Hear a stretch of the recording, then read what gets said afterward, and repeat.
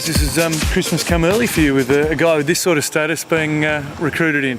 Yeah, we hope so. I mean, it is a gamble, but you know, we're in a situation where we know what our team is and what we need. That's one of the benefits you get by doing something this time of year.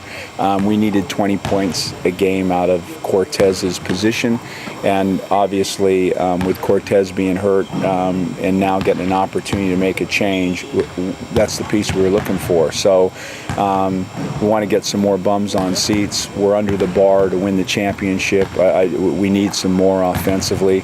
So again, we had an opportunity to dig within this, bring somebody that has played in this before, had some experience in this, or take a gamble on a high-profile player. So we felt like we needed that piece if we're going to go on and do something in a best-of-3 series or a best-of-5 series. So he's here.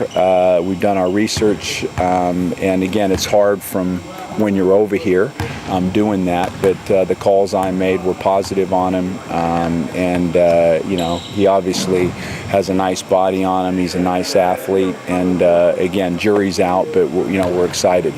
He prides himself a lot on his athleticism. He says he can deliver whatever it is you need.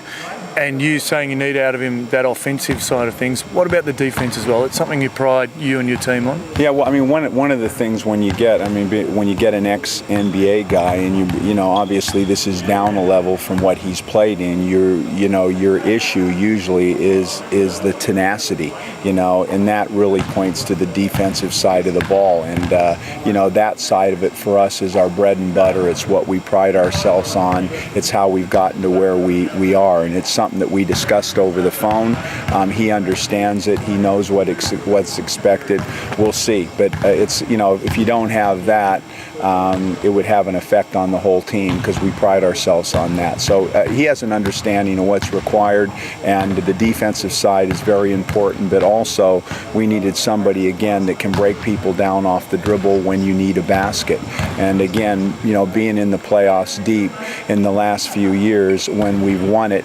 You've had that guy, we had Shane Hill, we had, Ebby Arra, guys like that could do that when the game was on the line. And in the ones that you don't get there, you tend to work your tail off, but when you need that one, and that spot's missing, you just can't get it done game in and game out in playoff basketball. So how is the job for you now to fast track him but not upset the balance that's got you to the top of the table? That's a real, I think that's a real challenge, and I think initially we'll do something different when he's in the game to make it easy. Our offense is kind of complicated right now, so instead of getting him buried with that, give him some simple things to do in the game. We've got a 3-game patch and then a 16-day break. So it'll be spasmodic these first 3 games, and then we've got 16 days to, get this thing right, and then come down with 7 games to go before the playoffs. So we do have enough time.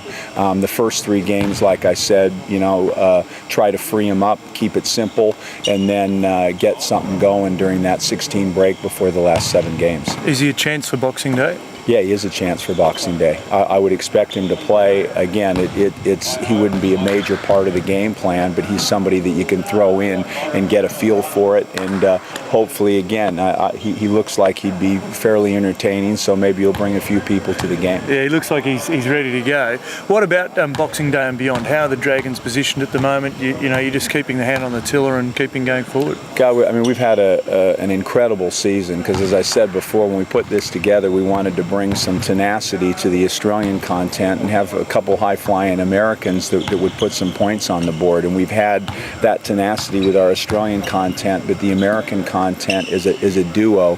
We never got it going. It took Trammell to find his feet. Cortez got injured, and now we're still 16-4 through that whole process. So it's better than we anticipated. We're in a better position than we thought we'd be. The chemistry is real good with the group, and like I say, we got a chance. It's like you're at the casino and you got about $5,000 in your pocket and you're playing with the house's money. We'll roll the dice here and see what happens. So great team, great group of guys. We've performed, and again, looking forward to the back half of the year.